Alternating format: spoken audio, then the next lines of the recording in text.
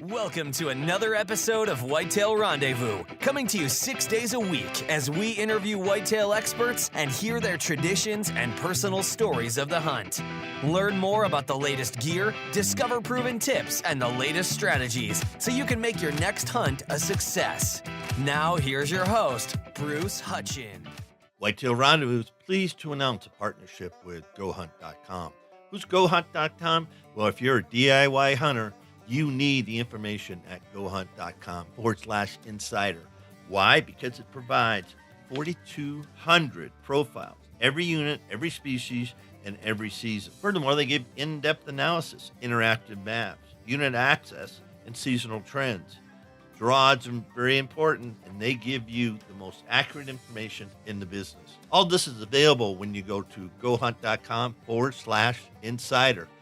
Make sure you use promo code WR when you join Insider. You'll get a $50 gift card for GoHunt.com Gear Shop. Remember, when you become a member of GoHunt.com/insider, you're going to get a $50 gift card to Go Hunt Gear Shop. What's in the gear shop? The best gear that you can buy for hunting the West. All in all, if you're hunting out West in 2018, GoHunt.com/insider is where you need to be to get all the research information. When you use promo code WR, Whitetail Rendezvous receives a small commission from GoHunt.com.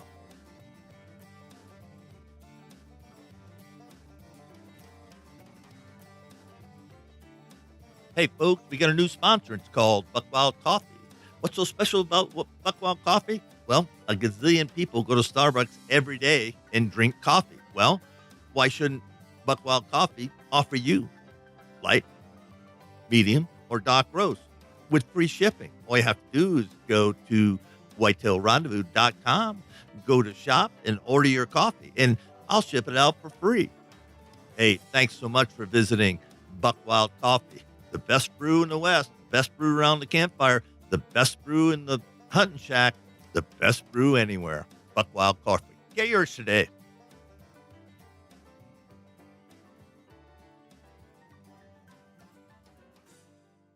Hey, folks, welcome back. I'm with Adam Keyes from Land & Legacy, and we're talking about food plots. And this is the second segment of Adam's discussion on food plots this afternoon.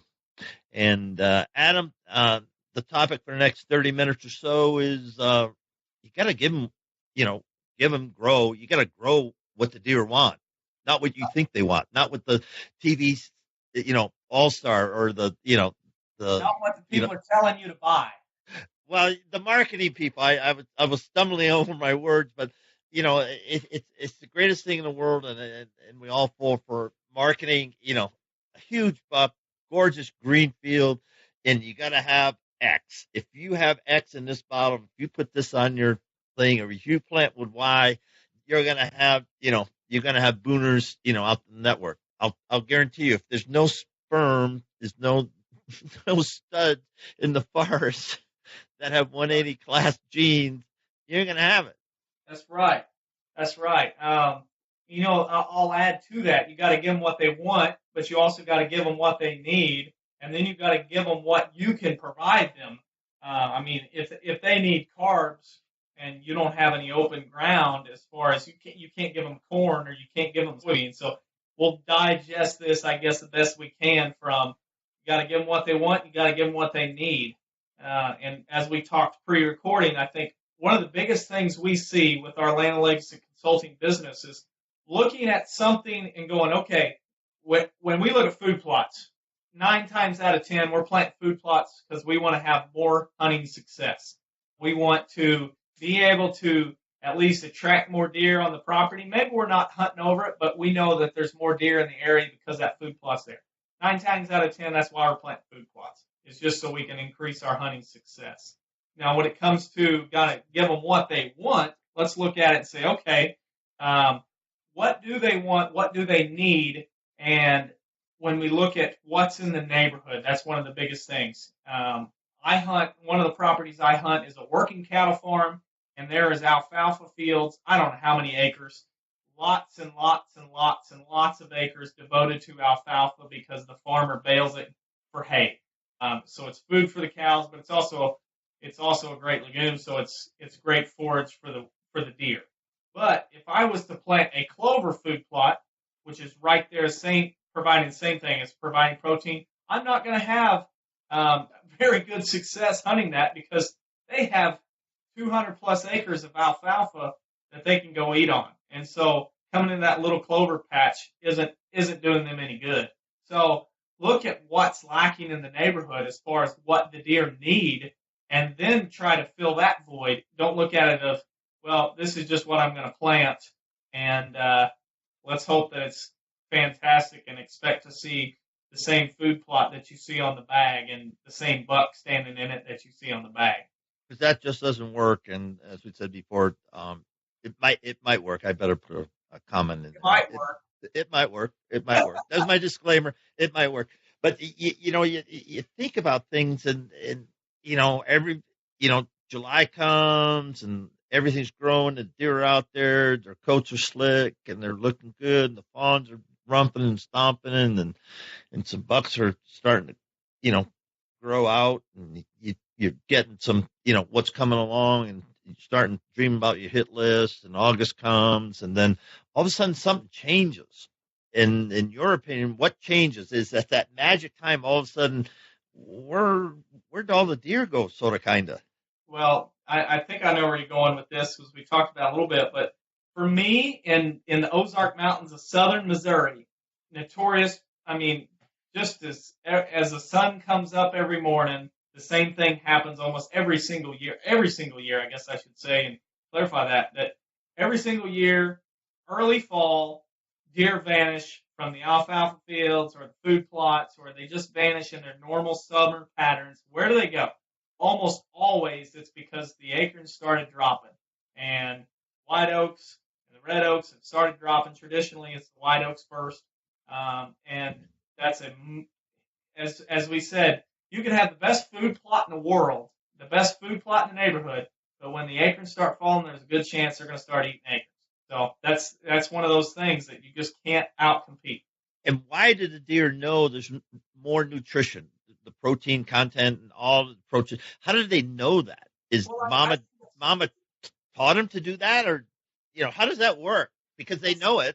It's instinct. It's not necessarily like there's some food plots you could plant that probably be better forage than an acorn.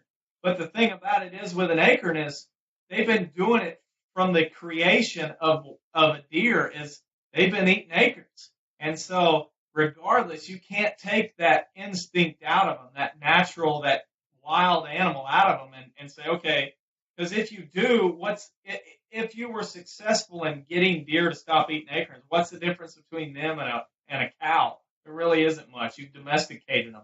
The wild part about them is they eat wild vegetation, and a lot of times, that's the form of an acorn. I was hunting elk in New Mexico years back, and we got into shrooming bulls. Yeah, shrooming bulls. Yeah, the bulls will find the mushrooms, and it's like 2 or 3 days, and you just got to be there. You can't figure it out. But it's a certain elevation, it's a certain everything, and when these mushrooms start coming up, they'll literally stay on that contour and circle them out, eating those mushrooms. And I love mushrooms, and so do Bill Elk. And the first time I saw it, and we're seeing the elk, and they're talking, and they're doing all those wonderful things, and the guy just runs away from them. He says, we're going to intercept them. And so we shut up. We just, played the wind, did everything right, and, didn't close the deal, but it didn't matter. It was something I'd never seen. And shrooming bulls that's what we call them, because it was that defined time. That's what they wanted to eat. They had all the other forage in the forest, but they were on mushrooms. Totally. Yeah. I think of a couple times whenever growing up hunting, there was one farm that I got permission to hunt on, kind of a weird scenario, but all of a sudden we started noticing deer on a defined pattern going from southeast to northwest. It was like, where are they going? And in the mornings they were coming back and they were walking across a pasture, and we could not figure out where in the world they were coming from, because we're like, there's a house up there. And that only happened for about 10 days. And what we figured out one night driving by the guy's house is there was a pile of deer standing in his yard, and they were all eating under an Arkansas black apple tree. And well, that tree was producing fruit that year. There was no acorns. That was the best food source in the neighborhood. and that's where they all went. We tried to take advantage of the best we could, and we saw a pile of deer during that little stretch of the window before they ate all the apples up. And that's but they don't have any texting. They don't have cell phones. They don't, they do communicate. They're very vocal, actually, but Yep. it's just, the instinct part of it, and the old does know, I guess, if it isn't here, it's over here, and they can smell it. It's interesting to figure all that out if you think about that. Oh, it's one of the greatest things about them is trying to figure that out. To me, that's probably one of the most fun things about it is just trying to figure out that animal and going, okay, where are they going? And not just that, where are they going? Obviously, at that point, we knew they were going to that apple tree, but okay, where's the bucks? Because they're probably going to get there a little later. Where are they bedding, and where can we get to them before dark or before basically so we can see them during daylight? That's the fun part. So my takeaway from this change of eating is simply to back off. Don't keep pounding that field. Don't expect them to be there where they have been, and just back off and go find them. But find them from a distance. Just find them from a distance and go, oh, and they might not be on your farm. The bad thing is they might not be on your land. And okay, but they'll probably come back to your land because you usually see them again. But if you can figure that out, then you can start putting in your journal, say, September 10th, they disappeared, but they went to Barney's place because of X, whatever it is. And that's how you learn, and that's how you become a better hunter, because then if you can, you intercept them. Oh, yep.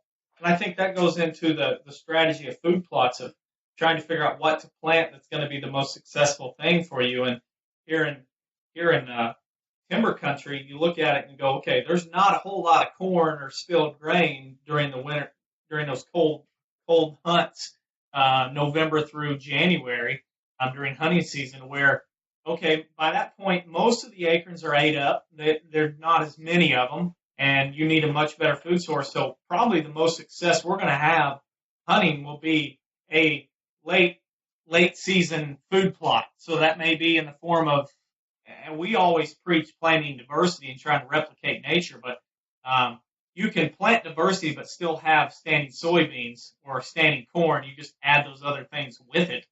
So if you plant soybeans or corn in the spring, that fall you turn around and you broadcast your greens, your wheat, and oats and turnips, even some clovers in there, to where you have that diversity, to where if the acorns are ate up early in the season or you don't have an acorn crop, you still have food available, but you're preparing for that success of when the acorns are ate up, you have plenty of quality food source to hunt on during the later part of the season. And it gets back, I'm staying on this, disappearance time. It gets back to these smaller food plots that you can entice them with something, that they really like. And it may work and may not. I don't know that, but That's it's a great just point. I think when you look at, okay,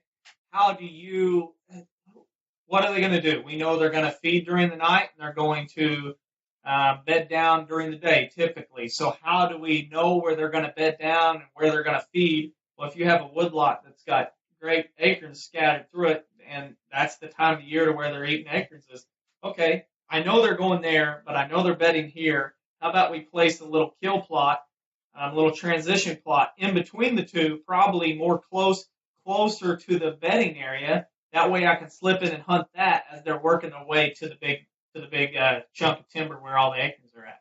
And what would you put in to entice them? I'm thinking, because this is September pre-rut. It's mid to late September, sort of. And great question. What do we put on the ground to entice them to say, man, I want to munch on that a little bit? And that goes with the question of what can I plant? You got to plant what they want, but if you go into that little bitty, and when we say kill plot, let's say it's always under 3/4 of an acre, to where it's something you can shoot all the way across. So it's 40 yards wide. you can't plant soybeans in there because they're going to eat them in the summer, and there's not a chance that they're going to make it. You can't plant corn in there because there's not. You might get some growth, but there's too much competition with the surrounding trees. So one of the best things you can plant would be a blend of clover, that being the majority of that food plot area. That way, it can grow and produce great forage even with the trees around. But most importantly, it can take the browse pressure that would likely happen being that close to the bedding area. So we get bedding area. We're up within 100 yards, 200 yards, depending on your 40, because they could be bedding in a little swamp, go up a ridge, and then it's the acorn trees, and they're munching. I mean, we're talking 100 yards. That's right, yeah. And it may not. That's where it comes down to. You may want to put a food plot in between the two, but it's side slope, and there's not a chance. You're going to do more damage than good, and that's often, no matter what we're doing, food plotting, prescribed fire, timber stand improvement. We ask ourselves, are we going to do are we leaving a good footprint 10 years and 50 years down the road to where what we did was beneficial, or is it more detrimental? And if it's beneficial, we'll do it. If it's detrimental, we're not going to do it. And what I just said, folks, is that's why you need a plan for your land management plan. You know, everybody knows what that stands for. Adams, we're in QDMA, check them out. I mean, you get all the information in the world you could want from those guys. And it's just go to qdma.com or .org. Is it .org or .com? I think it's .org. .com. It's .com. And go there. But land management is so important because it'll help you figure out where you can put up the best situation for your food plots, for your stands, for your sanctuaries, the bedding cover, all that, and it'll make sense. And as in their name, Land and Legacy, it can be, ongoing for 10 years. I got a friend in Wisconsin. He's been growing and managing a plot of land, 40 acres. And every year he takes a 140-ish, 150-ish deer or better amongst competition. Yeah. It's taken him that long to get there. And he doesn't have a lot of stands on his 40 acres, but he's planned it out. I mean, he knows almost every tree's named, I think, but he's put that much into it, and it's amazing, what he's done.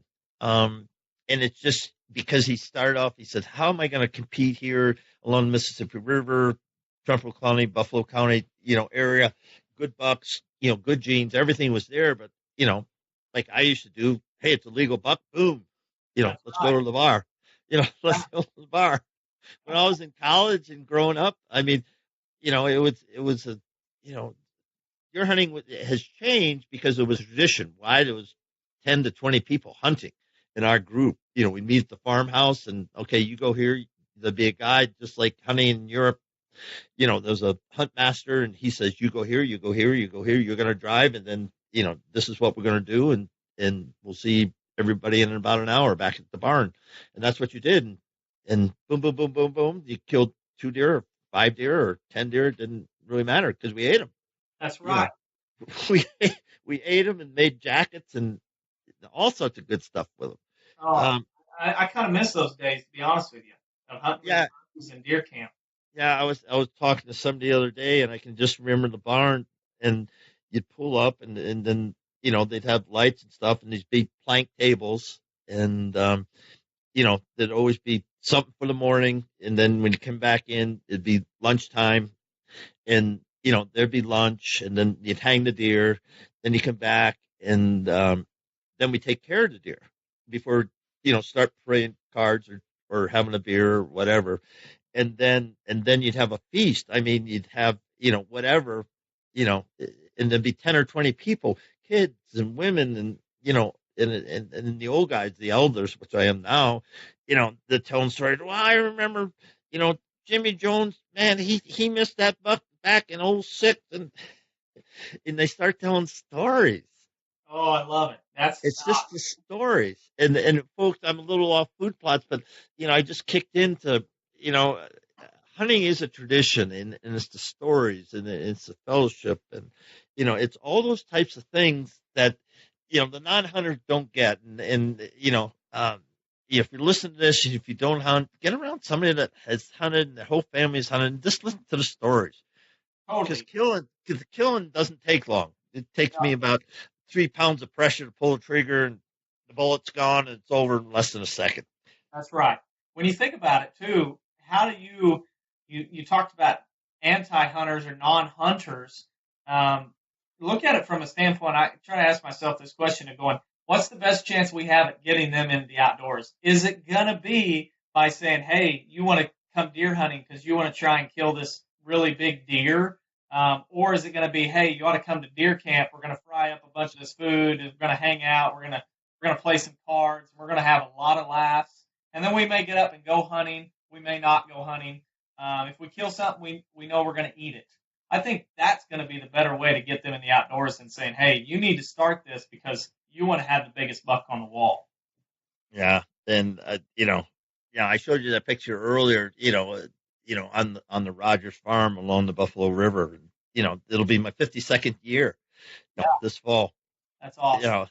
Isn't it? You just think of that. The family's there's not 20 people anymore. Yeah. How many people hunt it now? Well, we got 30 on the farm, and you can't hunt it. And, as the kids grew, everybody, has got a 160 of his own, or 180 or a 40 or, and a 20. And, we killed deer on 20 acres, along that river because we sort of kind of know it and do things, sort of kind of learn a couple things along the way.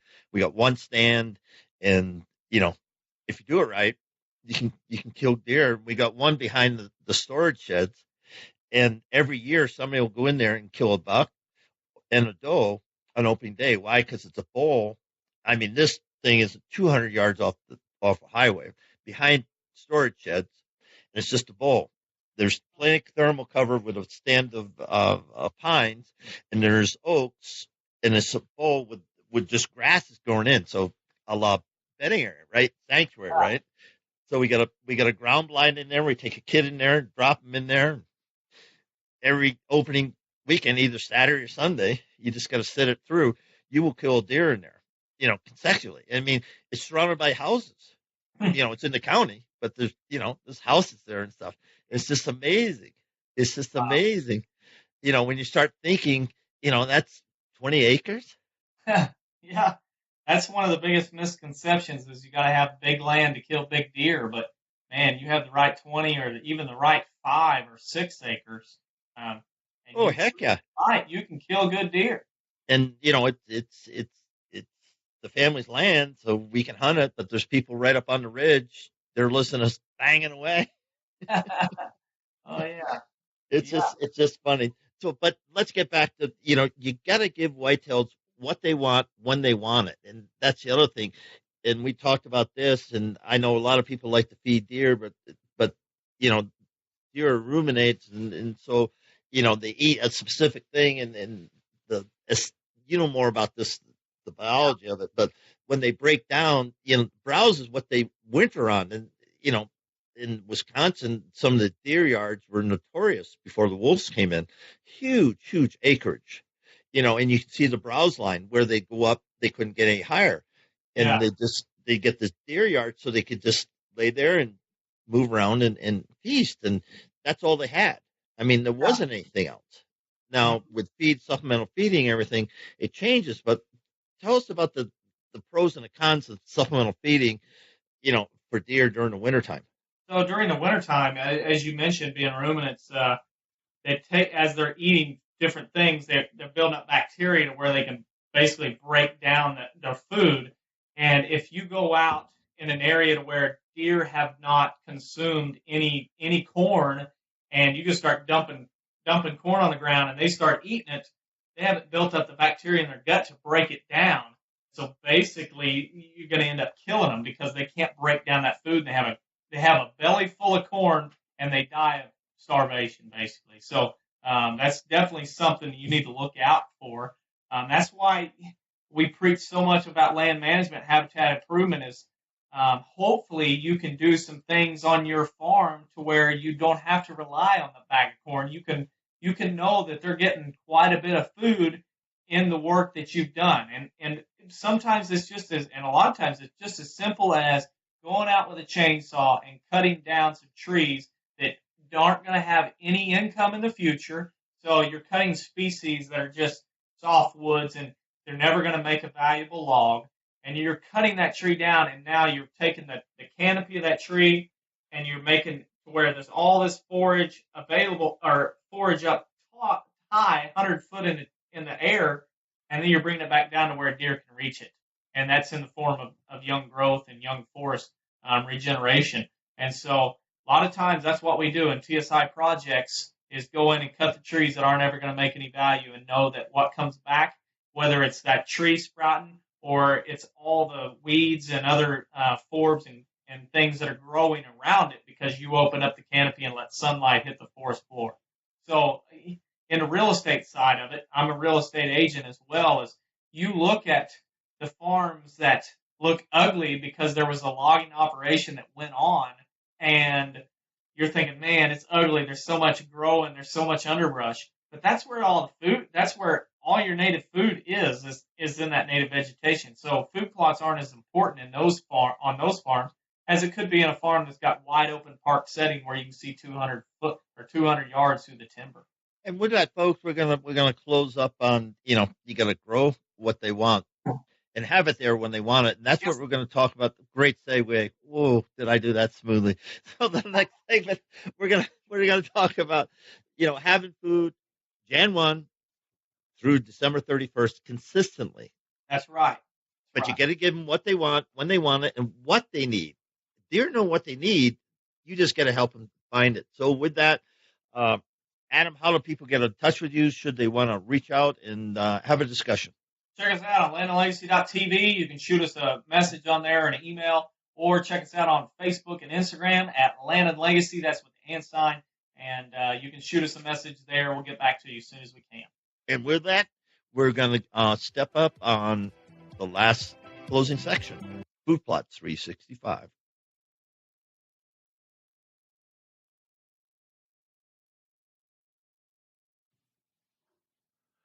Hey, folks, a special edition of Whitetail Roundup is coming. I've asked 3 companies, Land and Legacy, Rackology, and Grandpa Ray Outdoors, to be part of a series on land management and food plots. So the next few episodes, about 18 of them, in fact, are going to be about land management or food plots. Why? Because people have been asking me a lot of questions. So I went out and chatted with some guys, and Adam Keith and Matt Dye from Land and Legacy is joining the crew, and at Rackology, we have Jason Obermiller and Eric Fitzgerald. And rounding out the team is Grandpa Ray Outdoors with John O'Brien. Each of them is going to bring a different flavor on what is land management, what are food plots, why you need them, the pros and cons.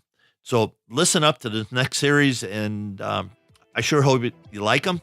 If you like them, let me know. If you don't like them, let me know what I can do better. Be sure to tune in tomorrow for another episode of Whitetail Rendezvous, where you can listen and learn from the experts so you can be more successful on your next hunt. Until next time, listen, learn, and succeed.